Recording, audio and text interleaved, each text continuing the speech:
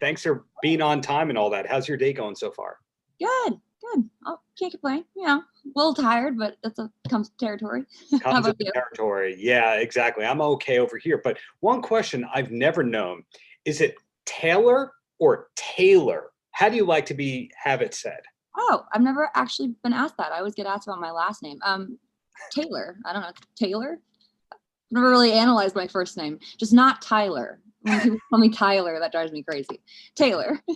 There will be no Tyler discussion within this interview, but congratulations on your new album, already charting high all over the world. One thing I didn't know is when it was actually finished, because there's the mythology of how it was created, but not when it was finished. That's a good question. I'd actually have to I'd have to look that up.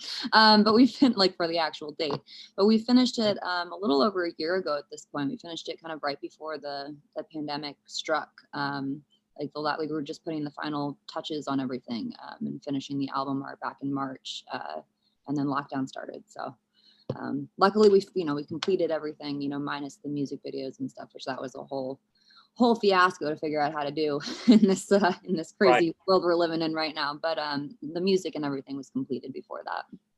What was the first song that was written for the album? Do you remember that?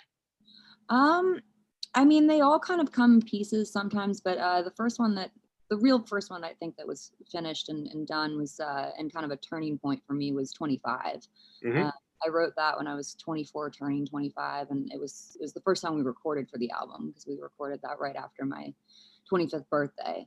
So that's probably the first one. I was certainly in a very reflective period of my life, like probably a lot of people are around birthdays, but that song is kind of, very autobiographical in a lot of ways. So that was certainly a moment where I kind of took a step back for a second and looked at the song and I went, I think this might be really good. I think I just might have gotten way better.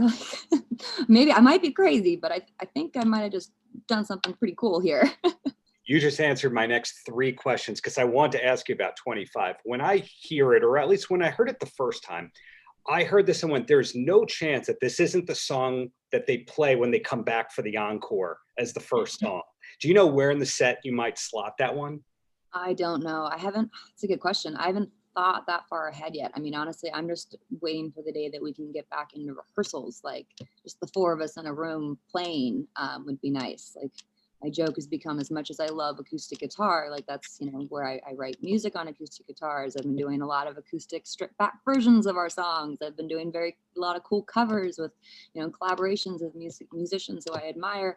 That's been all good and fine, but man, I miss electricity at this point. Like it's just not the same. So I'm looking forward to the day that the 4 of us can get back together and then we'll start building the set list from there.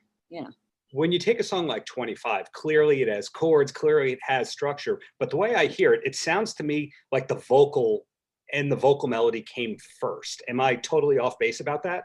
You're not totally off base. It all kind of tends to come at once. That's the thing. It's not, there's no formula or, structure or like repeatable pattern to how I write. And so it makes it kind of very challenging at times, because I don't really know where everything comes from. It starts with an idea. That's the only kind of constant. So 25, it was kind of 25 was kind of an influx of, I had the concept started with, I was turning 25 and I knew I wanted to somehow end up at the number 25 and kind of count through all the years. But how do you do that and not have it be super cheesy and corny and like terrible? So it took a little bit of like wordplay and trickery to get to fit it all in. But when I was finished, I was very proud of that one. Mission accomplished. And the song that you have with Tom Morello on it, And So It Went. One thing I'm curious about, did his guitar get edited as the last thing or the first thing? Because I can't tell. Technically, again, kind of all at once. So it was technically the last thing when we put it all together. But the concept and I had reached out to him, before we actually finished it. So I'd sent him a demo of it, and because I couldn't hear it without him being a part of it. Like it just musically made so much sense to me that song in particular, just due to the lyrical content and like the overall kind of vibe and energy of the song, that his that undeniably Tom Morello sound would just work so well. And I was right. Like, I was like, I hear you coming in here blazing and it'll be awesome. Yeah. And I was right. And he does, and he comes in wailing, and it's just fantastic. So thanks, Tom. Thanks, Tom. And also great cameos from Kim and Matt from Soundgarden on the album. I don't know if I've ever heard of Kim on a non-Soundgarden side project album. You might be the first. Well, I mean, I know he plays with a lot of his friends and stuff, but so I don't want to take credit for that. So I don't actually know. But man, Kim is a wizard. He's like an alien wizard from another planet or something. Like, I don't understand what he's doing or how he's doing it, but it's fucking awesome. And Matt's the same way. I mean, like, that song in particular was certainly one of my favorites to record. It was one of the earlier songs written for the record, but the last one we actually recorded because we did it in Seattle, which was very cool. We recorded at London Bridge Studios, which is where, Soundgarden made like Louder Than Love, and Pearl Jam made 10, and Alice in Chains made Dirt. So to be in a studio with that much history, with, not to just be there, but to then be there with Matt and Kim creating something new together, was just like this amazing full circle, beautiful moment, and just the coolest thing ever. And like, to hear the song come to life for the first time was just mind blowing. Like, the first time Matt hits his snare and the first note that Kim plays, like, I thought the speakers were gonna just explode. Like, it was fantastic. It all just like worked. And those magic moments are awesome. That song is certainly one of my favorites on the record. I am with you right there. I used to live in Hoboken, where some of the Pretty Reckless recordings were made. And when you live in Hoboken, you don't realize that the Pretty Reckless and Motorhead and Lenny Kravitz and Beyonce and Cyndi Lauper, all these people were recording 4 blocks from where you live. Yeah, they're right down the street. Exactly. Was this the first album that wasn't recorded there, or was some of it actually tracked there? No, well, no, this is the first record. Unfortunately, we used to record at a studio called, the first record was made at a studio called House of Loud in Elmwood Park, New Jersey. And then part of it was recorded at Water Music, which is in Hoboken. Yeah. And then from that point forward, we worked at Water Music for the next 2, for Going to Hell and for Who You Selling For. And then unfortunately, Water Music is now defunct and closed, which is a very sad thing to see and say goodbye to. Studio had seen a lot of records and a lot of life, and it felt like a second home. And it's, studios are closing left and right now. Everyone thinks they can do it from home, which, I mean, I guess you kind of can, but you can't. It's not the same thing. Like, you gotta get in a room and a space and, like, be able to record drums in a live room and sit at a console. Like, that's how you want to make a record. I don't want to make a record in my bedroom. So this was the first. This is the first record we didn't record there. Yeah. Got it. Sorry to bring up that sad part right there, but Elmwood Park, New Jersey, I've been there a few times for ramen in that area. I didn't know that there was a studio there. I don't know if it's still there anymore, but yeah, it was called House of Loud, and that's where Kato was working when we first met.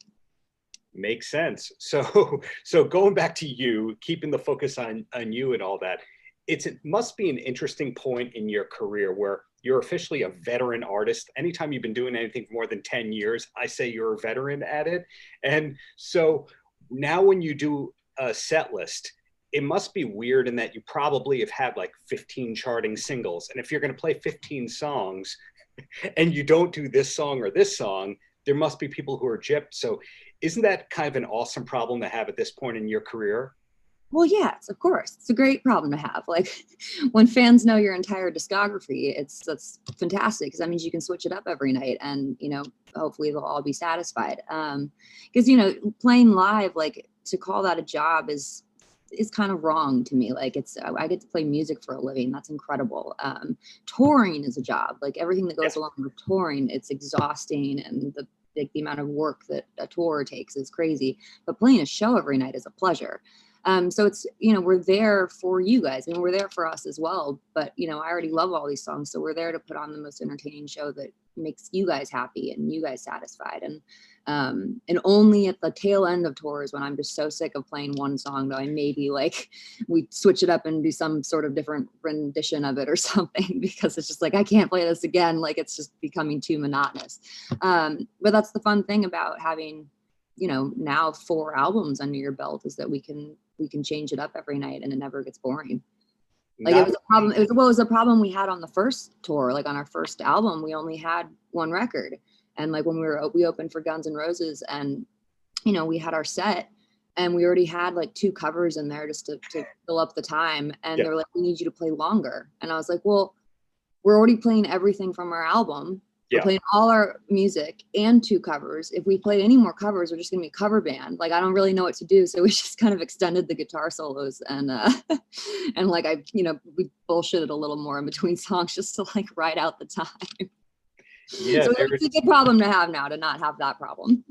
Exactly. That makes me think of John Lennon's son, Julian, and his first album was a huge hit for that time. And there's live footage of him playing live and no one schooled him on how to play a concert. So he's going, this next song's on my new album, the next song. So this next song is on my new album. You seem like you never had that awkward phase of not knowing what to do on stage, not knowing what to do with your hands and all that, as in you'd been practicing for this big moment before it came. I don't know, not really. First of all, I think I'm awkward all the time. Like I feel like I'm the most uncomfortable, awkward person ever. So, I really just try to kind of focus on stage. Like, there's obviously a performance aspect to what you're doing, but I find that if I really focus on what I'm saying and what I'm singing and really try to mentally go there with the songs themselves, then it kind of does it for you and you don't have to actually really fake anything, Makes sense to me. So for you, there's not a getting into character thing at all to go on stage. That part is natural?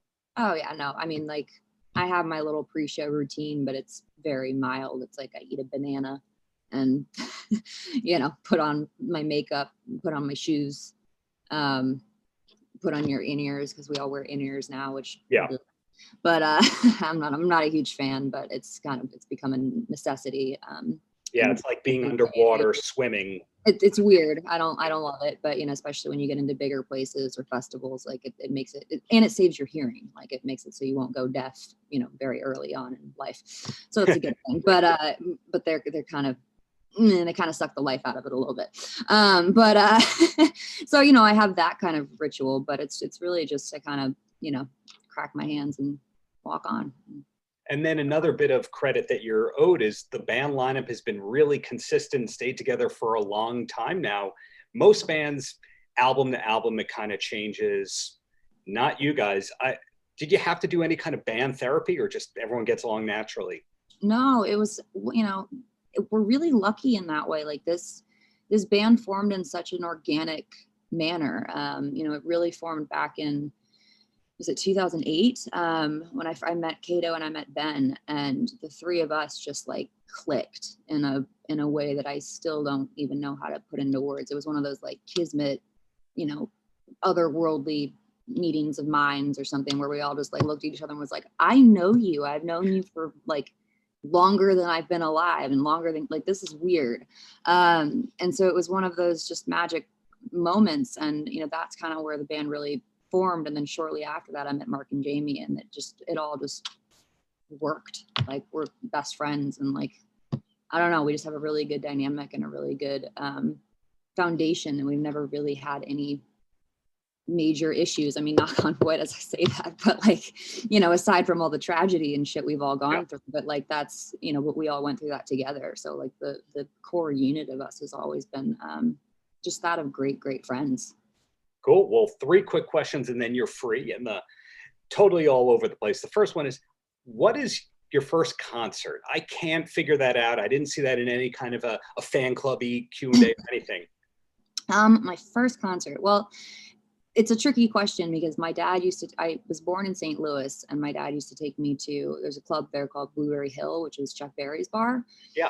And so my dad used to take me, like sneak me in when I was like literally a baby in the stroller to see local bands and stuff there. So, and I believe I even saw Chuck Berry, but I was too young to actually remember it. So those, but the first real show that he took me to, I was probably like 8 or 9, was the White Stripes, and it was phenomenal. And I was a huge White Stripes fan. I had their records, I loved it, but I'd never seen a show like that live, and to experience, a rock concert in full force like that, I was just blown away by the fact that two people could make that much noise. And that was, it was certainly like a defining moment where I looked at a stage for the first time and went, like, I was already writing songs, I was already singing, I was already playing piano and guitar and stuff, but I had never really thought of the live show aspect of being a musician in that way. And when I saw that, I just went, I want to do that. And that's the job I want to have. That sets the bar high. Next question, favorite TV show of the moment or thing that you can recommend to somebody who needs a new show? Well, I've been going through a lot of old shows recently just because I feel like I hit the end of Netflix, which I didn't know was a possibility. But for new shows, well, I'm a big Law and Order SVU fan, and they're starting to air new episodes of that, so that's exciting for me. I still have to play some catch up on that.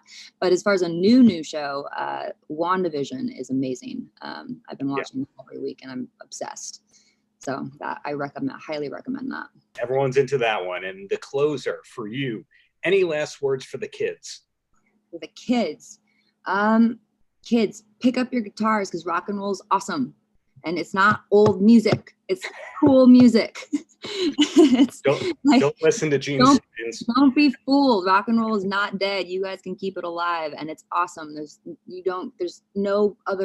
no greater feeling than cranking an amp and hitting a chord and feeling that power. So pick up your guitars, write some songs. It's a lot of fun. And check out Death by Rock and Roll while you're at it. Congrats again on the new album, Not Tyler, Taylor. Looking forward to seeing you live in New York when this all blows over. But really, thanks again for your time and keep up the greatness there. Absolutely. Thank you so much, man. Have a good one and please stay safe. Paltrocast.